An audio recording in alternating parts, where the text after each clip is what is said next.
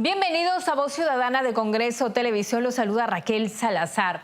El Pleno del Congreso aprobó en primera votación el dictamen de reforma constitucional que elimina la inmunidad parlamentaria. Pero ¿cuál es la importancia de esta norma? ¿Cuáles son sus alcances?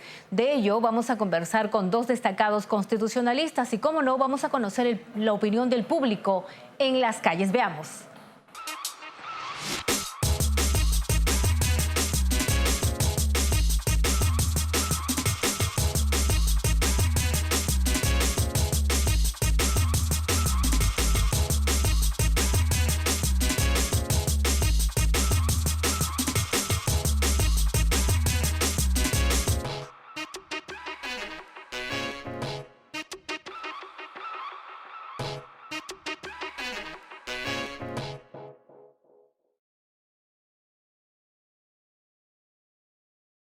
La inmunidad parlamentaria, sí, definitivamente que sí. Y no solo yo, estoy seguro que más de un entrevistado que está de acuerdo con eso. Claro, por supuesto que sí. Con todos los actos de corrupción que viene sufriendo el país desde hace años, yo creo que sí. Aparte, perdón, disculpe, ¿no? Aparte ellos no son intocables, no pueden ser intocables. O sea, como son seres humanos igual que nosotros, cometen errores y se les tiene que juzgar. Entonces, ¿por qué no juzgarlos? ¿Por qué no investigarlos? No, estoy de acuerdo en que se elimine, ¿no? ¿Por qué? Porque ya han habido muchos políticos que se han beneficiado, ¿no? Y no los han llevado pues a juicio o han demorado, ¿no? Para poder llevarlos y ser investigados, ¿no? Yo estoy de acuerdo que se les investigue. Yo no estoy de acuerdo de que que ellos tengan esta inmunidad parlamentaria, no. Quiero que se les investigue como debe ser, porque a veces cometen algunas cosas que no son legales realmente. ¿Qué implica la eliminación de la inmunidad parlamentaria total? ¿Qué significa eso? Que, por ejemplo, no existiría la famosa y polémica comisión de levantamiento, de la Comisión de Levantamiento de Inmunidad Parlamentaria. Tan polémica porque se ha dicho, y a veces es cierto, que esa comisión de levantamiento de inmunidad o se demora, o se dilata, o sirve para blindarse entre muchos parlamentarios o entre muchas bancadas. Eso finalmente no existiría. Y los, digamos, congresistas de la República, de aprobarse esta reforma constitucional, que tengan deudas pendientes con la justicia por delitos comunes, los juzgará un juez penal ordinario sin ningún tipo de inmunidad o de comisión de levantamiento de inmunidad. Cuando se trata de delitos de funciones, ¿a quién corresponde solicitarlo? En ese tema, evidentemente, es el Congreso de la República, digamos, está facultado por delito de función de acusar ante la Comisión Permanente. El Pleno del Congreso aprobó la eliminación de la inmunidad parlamentaria en primera votación, proponiendo la modificación del artículo 93 de la Constitución, estableciendo que la Corte Suprema tenga la atribución sobre la comisión de delitos comunes e imputados a congresistas durante el ejercicio de su mandato. En caso de comisión de delitos antes de asumir el mandato, es competente el juez penal ordinario, refiere el texto aprobado por el Pleno de la Representación Nacional. Sobre el particular conversamos con el ex senador de la República, Raúl Ferrero Costa. La inmunidad se le otorga a los congresistas para que puedan ellos ejercer las funciones con absoluta libertad y no se les siga por sus ideas o por las cosas que dicen en el Congreso. Lo que se quiere es tener un congresista que pueda expresarse libremente en el Congreso y que nada de lo que diga se le pueda hacer el día de mañana pues, perseguible por el gobierno por razones políticas. Sin embargo, como ha habido ciertamente en muchos casos abuso de la inmunidad con personas que tenían delitos anteriores inclusive a la función de congresistas, hay una especie de opinión negativa de la gente, de la persona común y corriente, del votante, para que se le recortara en alguna forma esa inmunidad al parlamentario, de forma de que tuviera solamente la protección en aquellos casos que la mereciera, ¿no? Actuar libremente. Pero esto ha llegado a un punto en que el desprestigio de la inmunidad ha causado la reacción del Congreso y por eso es que todavía en una primera votación el Congreso ha decidido levantarle la inmunidad a los congresistas para que en todo caso quienes cuando ocurran delitos que se hayan cometido por congresistas, estos sean vistos ya por la Corte Suprema, o sea, por un poder del Estado distinto, que es el Poder Judicial, ¿no? Delitos materializado. Claro, ahora, delitos comunes cometidos antes de asumir el cargo de congresista. Cuando nos referimos a delitos comunes, ¿a qué nos referimos, doctor, para que el público entienda? Bueno, puede ser pues un robo, puede ser un asalto, puede ser pues una inconducta penada por el Código Penal en forma expresa, ¿no? Delito ya es una infracción seria, o sea, no es una infracción cualquiera, porque las infracciones cualquiera son faltas. Pero, cuando hay delito, entonces, y en muchos casos lo que ha ocurrido es que algunos congresistas han sido elegidos teniendo ya sentencias penales en su contra por comisión de delitos, y ellos se han amparado en la inmunidad para que se les permita continuar con el Congreso y no se les prohíba a ellos de seguir ejerciendo el cargo por delitos anteriores. Estos son delitos comunes que se ejercieron, o sea, que se cometieron fuera del ejercicio de la función pública. Todavía los legisladores, hay que precisar, continúan estando protegidos por el antejuicio, ¿no? Por delitos de función. Sí, efectivamente, sí. Delitos de función, sí. ¿Es razonable esta protección? Me parece razonable y mientras no haya abuso, tampoco es que el Congreso pues sean los malos de la película, ¿no?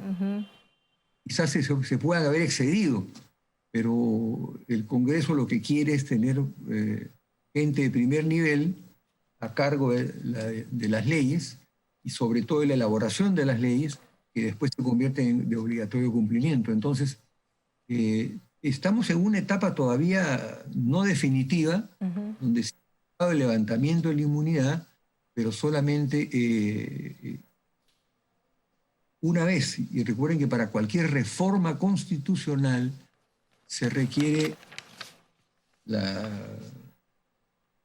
por lo menos 2 legislaturas ordinarias consecutivas para que se convierta la norma en una norma obligatoria, ¿no? Ahora, se señala el dictamen que se ha aprobado en primera votación que serán procesados por la Corte Suprema. Es decir, ya no sería un juez natural en el lugar donde se cometió la supuesta infracción o delito.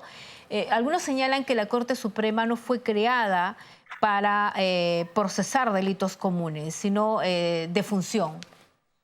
Para cualquiera que tenga un juzgamiento normal, tiene que ser siguiendo las 3 instancias. Primera instancia, Corte Superior y Corte Suprema, que es la última instancia.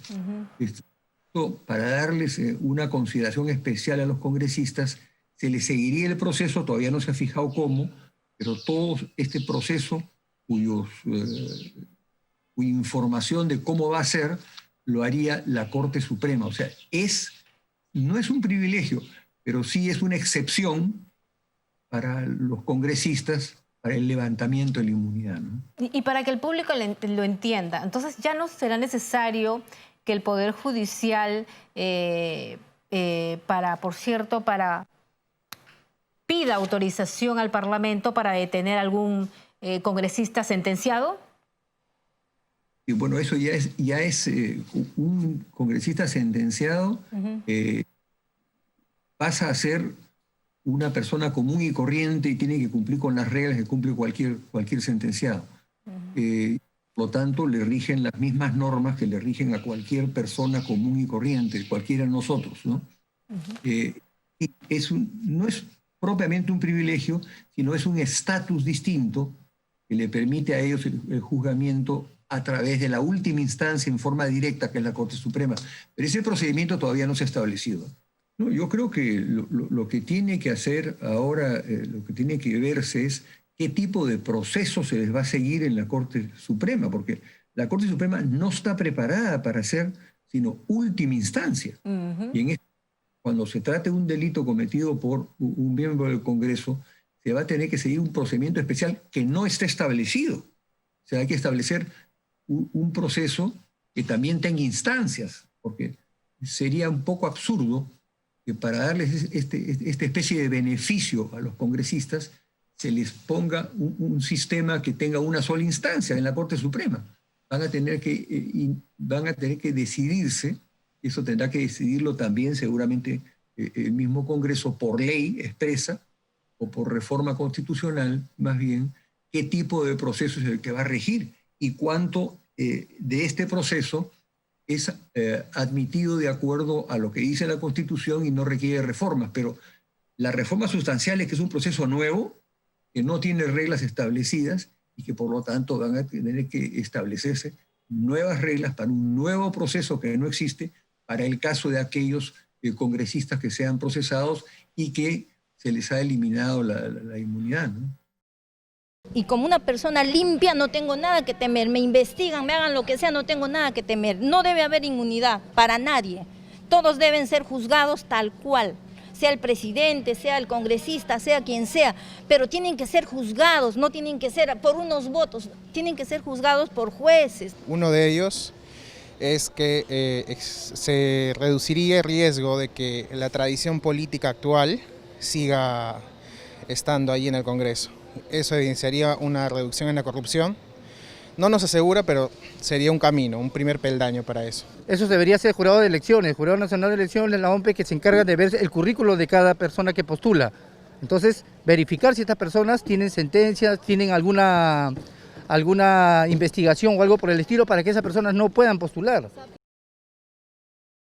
La inmunidad parlamentaria ha sido constituido como un privilegio, ¿no?, para los representantes del pueblo a efectos que no puedan ser detenidos ni procesados sin el mandamiento del Parlamento, y da cuenta que en regímenes dictatoriales siempre se ha ido detrás de los líderes o los representantes del pueblo en el Congreso. Sin embargo, y que no impide que un parlamentario que pudiera tener algún asunto pendiente en la Fiscalía o un proceso judicial, pues continúe el proceso de investigación y que no sea necesariamente el Congreso el que tenga que autorizar, ¿no?, la inmunidad por el proceso o detención, sino que el Poder Judicial, ¿no?, se encargue de hacer ello, ya que está con la información en detalle, ¿no?, sobre por qué se investiga o se procesa a un parlamentario. Hemos tenido lamentablemente experiencias que procesos judiciales, incluso han sido evitados que se cumplan con el congresista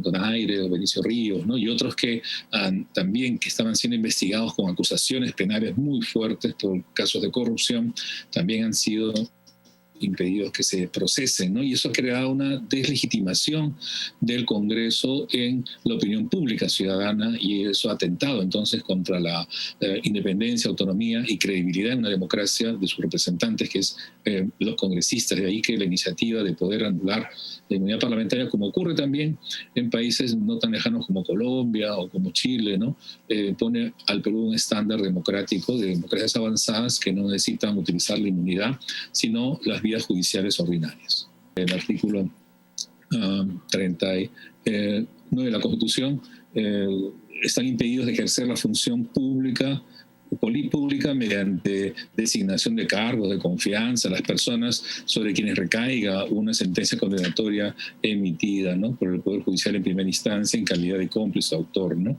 por delitos dolosos, ¿no? Y también la reforma que se acaba de publicar ahora en septiembre, ¿no?, del artículo 34 de la Constitución, están impedidos de postular a cargos de elección popular las personas sobre quienes recaiga una sentencia condenatoria contenida en una sentencia de primer grado, ¿no?, en primera instancia en calidad de autor o culpables por la comisión de delito doloso. En ese sentido, se están dando pasos, ¿no?, para evitar que se evite lo que ha ocurrido en los últimos años, ¿no?, que el Parlamento sea un instrumento de intereses particulares que a través de partidos, ¿no?, de una u otra línea se inoculan y se incorporan, ¿no?, para proteger intereses personales, sino que ahora, si hay sentencia, por lo menos de primer grado, ¿no?, por delito doloso, ese candidato no podrá presentarse, ¿no?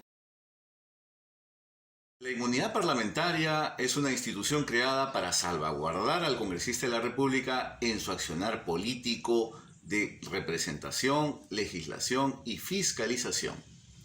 Sin embargo, a lo largo de estos años, esta noble institución ha sido utilizada para otros fines.